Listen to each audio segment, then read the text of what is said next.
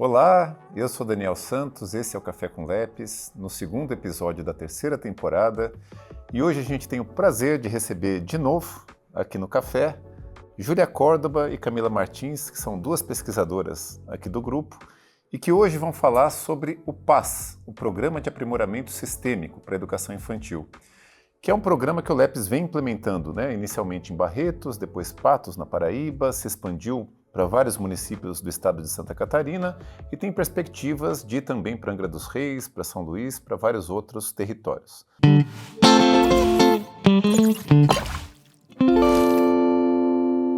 Vou começar aqui pedindo para a Júlia se apresentar e cumprimentar a nossa plateia. A Júlia já esteve aqui com a gente, mas, por favor. Claro. Olá, pessoal, tudo bem? Eu sou a Júlia, eu sou economista e psicóloga, hoje mestrando em psicologia. Eu estou aqui no Lepes há 5 anos, hoje coordenando a área de implementações do Lepes, que envolve a implementação do PAS nos territórios. Muito prazer. E Camila, por favor.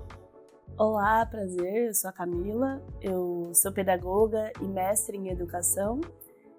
Estou no Lepes há 7 anos e venho trabalhando na área da educação infantil. Iniciei com a parte de avaliação e agora eu estou na área da formação continuada. Camila, vou começar então fazendo perguntas para ti. Conta um pouco de onde surgiu a necessidade de um programa de aprimoramento sistêmico. O Lepes tem uma longa tradição em estudar educação infantil, praticamente desde o início, em 2011, e ao longo do tempo a gente percebeu que é uma política muito potente que conseguiu alguns resultados importantes na expansão do acesso, mas que ainda fica a dever na questão da qualidade desse acesso. E nesse sentido a gente começou a pensar num programa que pudesse tapar essa lacuna. Me diz um pouco, como é que foi a origem e como que a gente pretende endereçar esse problema? Excelente pergunta, Daniel. Então, a gente começou a entender internamente, estudando, o que são bons casos, de sucesso, o que são boas implementações, e o que sempre nos apontou é que as coisas precisavam ser conectadas, Então, não adianta a avaliação falar uma coisa e a formação falar sobre outra coisa.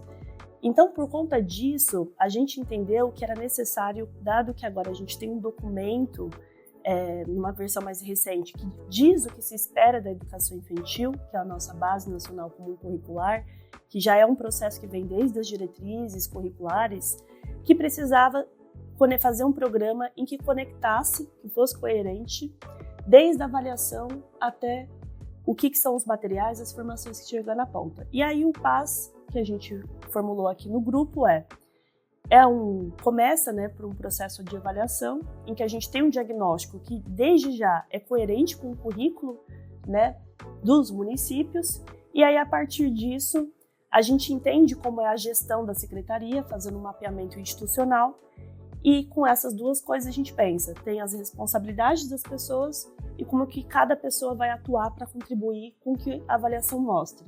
E aí a partir disso a gente começa mesmo efetivamente as questões de implementação, que é a formação, que é a supervisão pedagógica, que é o apoio com materiais, que é também ajudar as pessoas a se organizar para que possam ter uma melhor gestão do tempo e comunicação entre elas. E aí, avaliação para poder monitorar esse processo. Então, por que o PAS foi criado? Justamente porque sentiu a necessidade de ter um programa que seja sistêmico, porque não adianta fazer uma coisa ou outra, tem que fazer isso, mas o como fazer isso tem que ser de uma maneira coerente. Então, veio dessa necessidade da gente ver que tinha essa lacuna e hoje, cada vez mais a gente vem vendo com as implementações a necessidade que os municípios têm de conseguir costurar esse processo. E Júlia, pegando um pouco aqui o gancho da Camila, quer dizer, o Lepes reconhece que vários programas de outros grupos são programas muito bons, que trabalham com a formação continuada ou que trabalham alguns outros desses elementos que a Camila trouxe. Também reconhece que existe uma dificuldade, algumas vezes, de conectar, mas que muitos desses grupos fazem esse esforço de conectar esses elementos. No entanto, a gente tem um problema de continuidade, Várias dessas experiências acabaram sendo descontinuadas após algum tempo, o que compromete, né? A educação é muito uma maratona mesmo, né? A gente precisa dessa continuidade para garantir os frutos, né? Eles não aparecem no dia seguinte. Você está à frente de um processo de articulação institucional, né? E também de supervisionar a implementação de cada um desses elementos. Quais são as suas estratégias hoje para tentar garantir que esse programa fique enraizado nos municípios e que aumente a chance de ter essa continuidade que ele tanto precisa? A gente sabe que o LEPS ou qualquer outra instituição chega e vai embora. O que ficam lá são as pessoas. Então, se a gente não pensar nessas pessoas, é muito difícil que haja sustentabilidade no processo.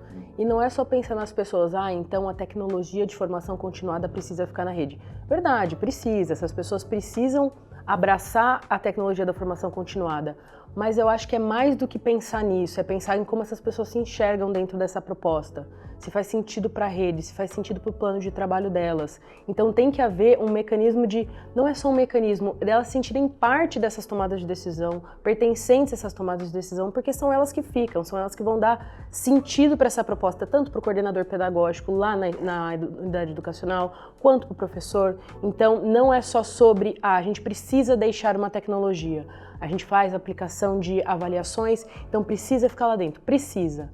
Mas não adianta só ficar lá dentro, porque a gente pode deixar toda a tecnologia com a rede. Mas se não fizer sentido para a rede, mesmo que fique, elas não vão usar. Então, durante todo o processo, mecanismos colaborativos de tomada de decisão são absolutamente essenciais. E não só isso, a gente sabe muita coisa, mas a rede sabe muito mais sobre o próprio território. Então, ouvir a rede e colocar o que eles entendem como importante dentro desse processo é cabal para que isso fique. Se isso não for levado em consideração, muito dificilmente isso vai ter sentido depois, elas vão seguir tomando essas decisões a partir do que a gente também compartilha com elas. Então, eu vou muito por esse caminho. Tá, e deixa eu tentar então chegar num aspecto que eu acho um primeiro grande desafio, nós vamos explorando alguns deles, né? Nós temos aqui no LEPS o princípio de que a gente não vai fazer pela rede, a gente vai fazer com a rede, sempre com a perspectiva da porta de saída, de transferir a tecnologia e em algum momento eles conseguirem fazer com as próprias capacidades que eles têm, tá certo? Mas muitas vezes, quando os municípios nos procuram, quando parceiros nos procuram para chegar nos territórios, a expectativa é que a gente resolva um problema deles, né? E isso tem sido uma fonte de conflito inicial às vezes, né? Não sei se eu estou correto em dizer isso, né? Então, como é que você lida com isso? Como é que você explica para os municípios que nós não estamos indo lá para resolver um problema deles e ir embora, mas sim para ajudá-los a resolver seus próprios problemas? Discute um pouco essa dificuldade. Eu acho que os mesmos valores que a gente coloca no PAS de acreditar no profissional, acreditar na pessoa, acreditar no professor, acreditar no desenvolvimento, acreditar na autonomia, é um pensamento que eu emprego quando eu vou falar com as redes.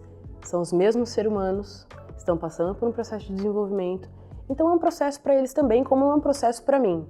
Então, empregar esse mesmo valor no contato com as secretarias tem feito muita diferença. É saber que cada hora a gente vai dar um passinho a mais no repertório. Porque às vezes o repertório que algumas redes têm, que são completamente diferentes umas das outras, bom, eu tenho um problema aqui, eu não sei resolver. Você está se propondo a trabalhar com a minha educação infantil. Então eu tenho expectativa que você me ajude a resolver os problemas. Então começa com a gente contando, vamos entender seus problemas juntos?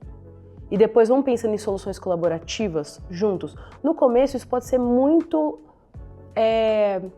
até difícil para a rede entender que isso é uma forma de trabalho.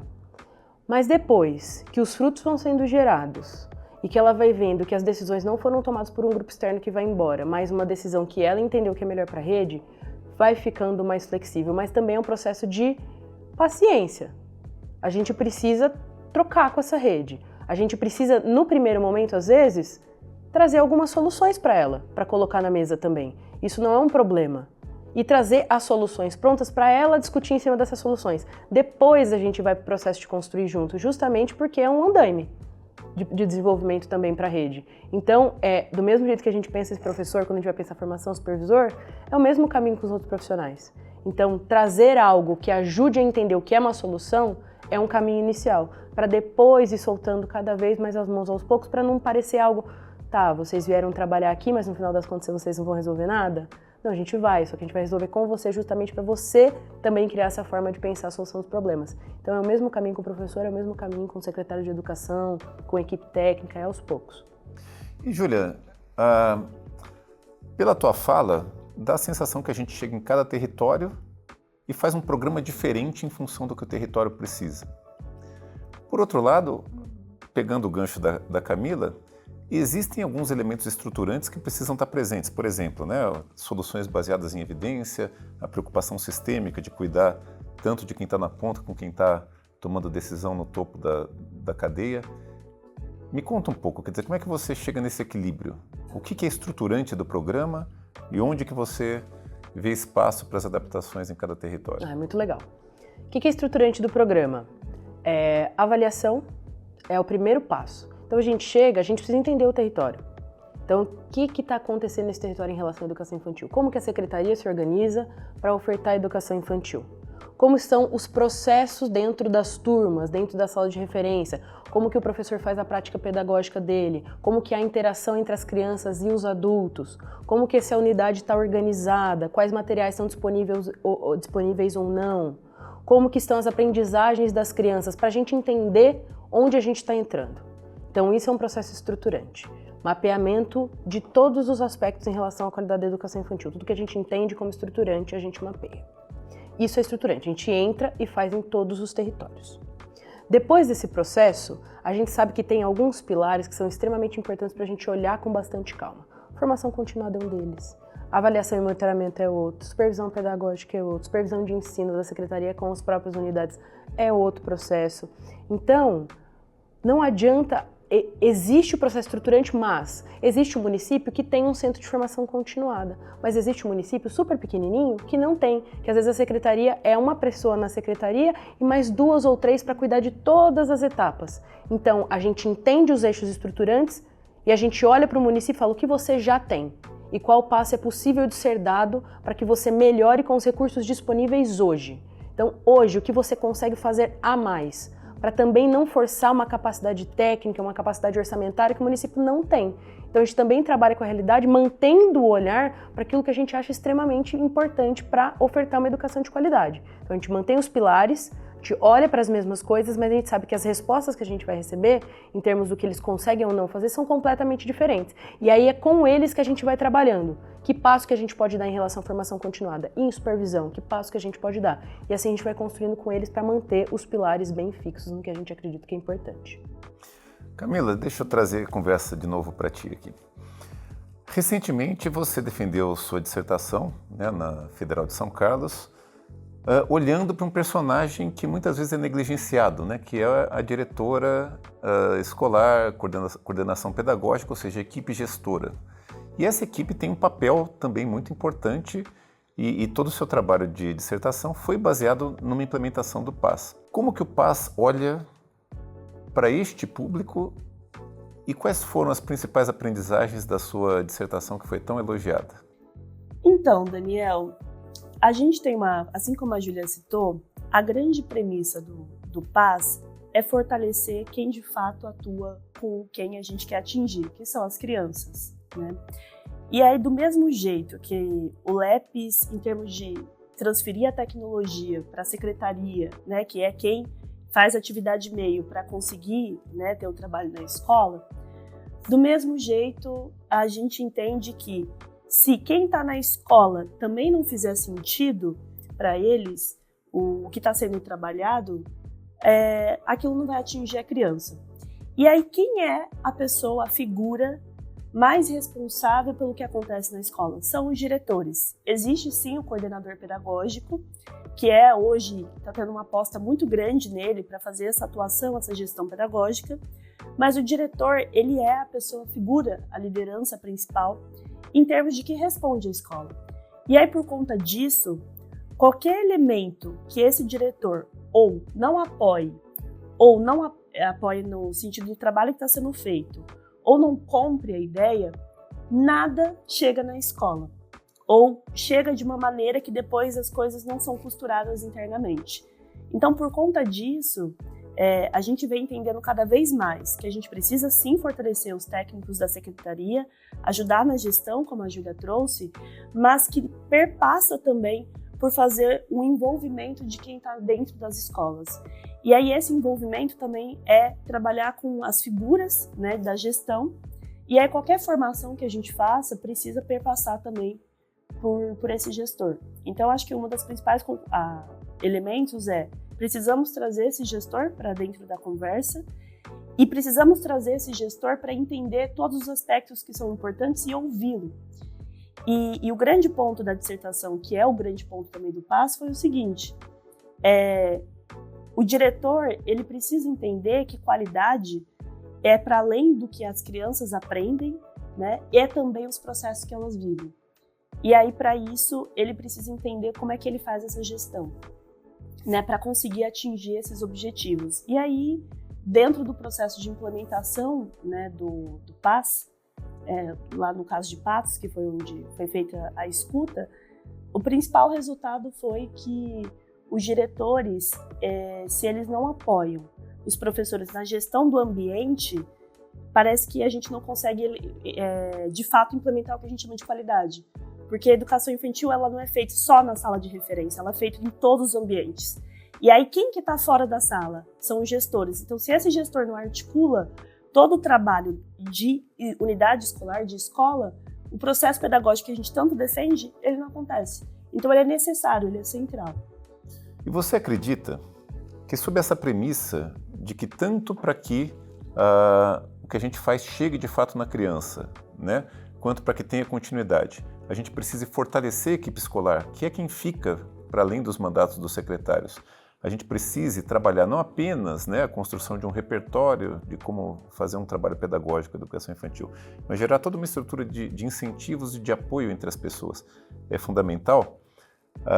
Como que a gestão escolar ajuda a garantir que, número 1, aquilo que vem de formações de fato se transforme numa mudança na prática pedagógica dos professores, e número 2, que transborde a formação que a gente faz para aquele professor que está lá hoje, mas que se torne parte da cultura da própria escola. Porque, afinal de contas, a gente, numa política de rede, numa política pública que tente atingir todos, não pode nunca depender individualmente apenas do trabalho de um professor e do seu próprio talento, da sua própria vontade, né? É sempre uma questão de criar uma cultura onde aquela prática precisa chegar na criança, independente de quem são as pessoas. Como que esse trabalho com a coordenação pedagógica e com a gestão escolar consegue trazer mais garantias disso? E o quanto que você tem percebido que, de fato, a gente está atingindo esse objetivo, ou seja, de que a prática que chega na criança dependa menos da professora que está lá naquele dia e mais de uma cultura instalada mesmo na comunidade escolar? Essa pergunta é fundamental porque entra justamente no ponto que a gente vem avançando nos últimos anos, não só o LEPS, mas outros grupos também, que é entender que formação continuada e fortalecer a escola, ela não perpassa apenas por aqueles momentos que a gente trabalha em grupo. Então, né, tem uma formadora, a gente reúne todas as pessoas que estão aqui e agora eu vou falar sobre um tema formativo e aí, a partir disso, a gente vai ter boas práticas.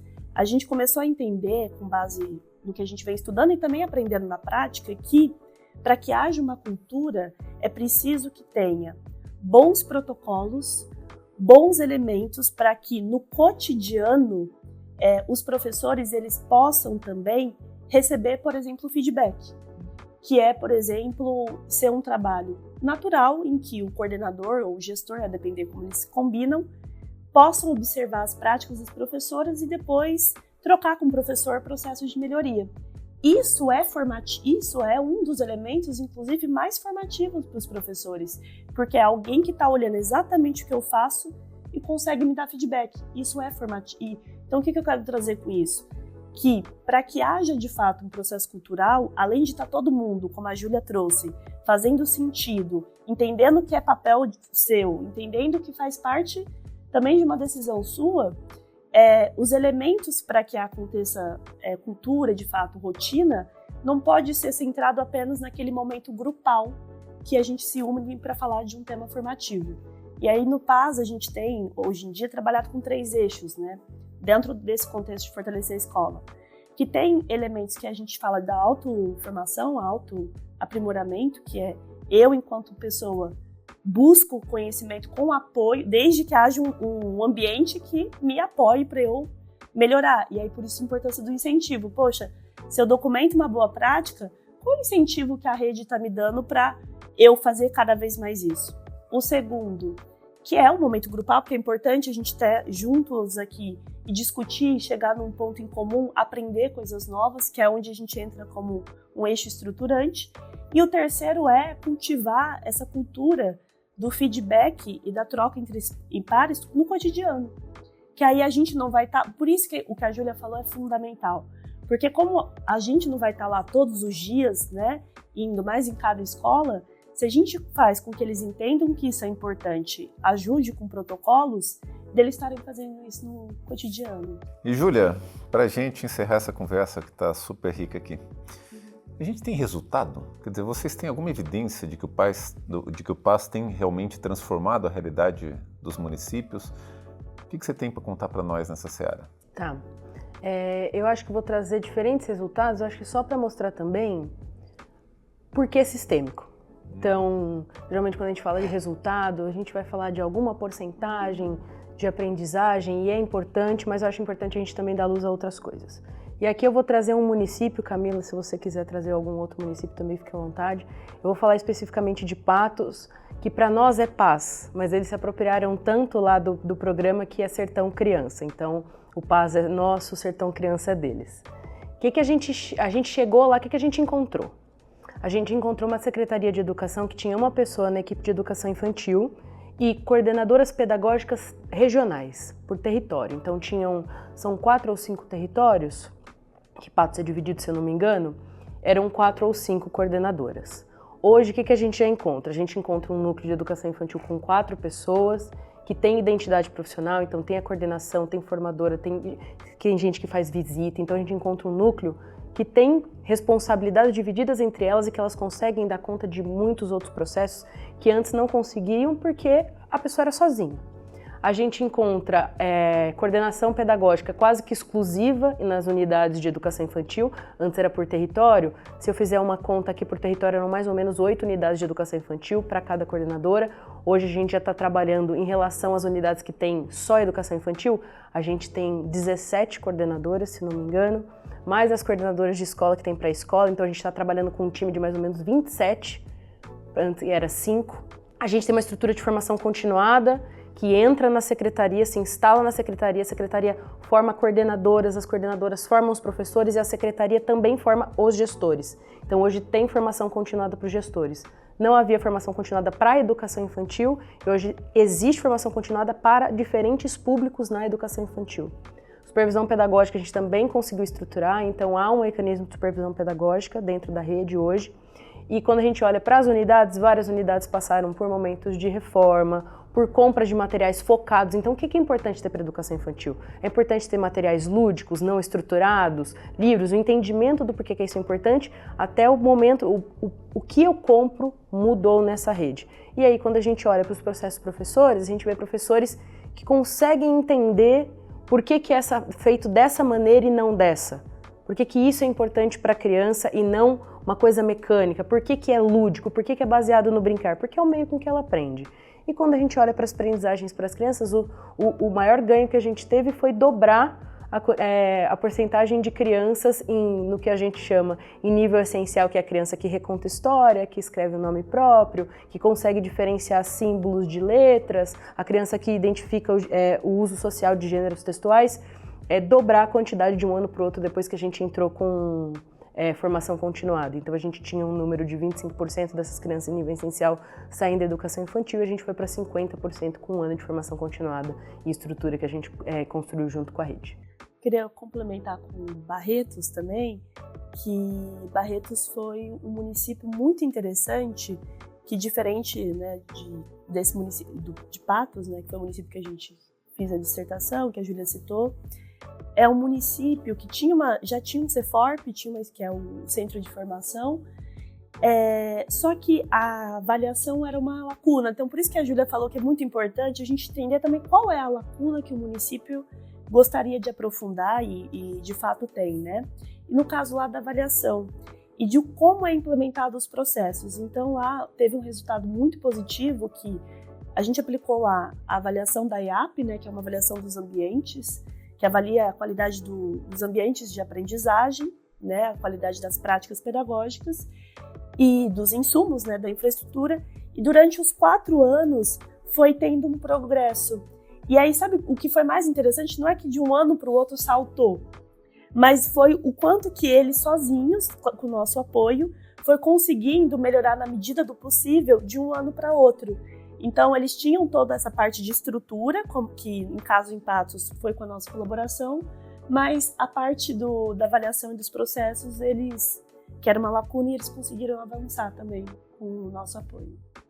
Realmente são dados impressionantes, quer dizer, Barretos, inclusive, né, numa avaliação recente, ficou em primeiro lugar no estado de São Paulo, na avaliação de alfabetização, com destaque para a educação infantil. Não dá para dizer que foi uma responsabilidade nossa, evidentemente, né? Muito foi o esforço da rede, que teve vários outros elementos envolvidos, mas é motivo de orgulho. A gente fez parte dessa história, fez parte também da história em Patos, com o aumento das aprendizagens, e possivelmente tem essa perspectiva de continuidade, né? A gente quer acreditar nisso por conta desses elementos, né, que vocês trouxeram, que tem essa intencionalidade. Para a gente encerrar a nossa conversa, eu queria saber de vocês o que está no radar para os próximos passos, né? Se a gente tivesse que pensar no futuro, quais são os desafios e o que vocês já estão aqui elaborando de estratégia para a gente avançar nessa pauta? Tem um primeiro ponto, né, que a gente está em conversas, que agora a gente tem a revisão dos parâmetros nacionais para qualidade, né? E agora com as diretrizes, né, com os parâmetros em anexo, em caráter mandatório. Então a gente está no momento de revisão do programa, porque o programa ele tem que ser para apoiar a implementação dos novos parâmetros, né? Que já de certa forma é alinhado, né? Porque o que a nossa pauta sim a implementação da base nacional comum curricular, e os parâmetros eles estão alinhados a isso.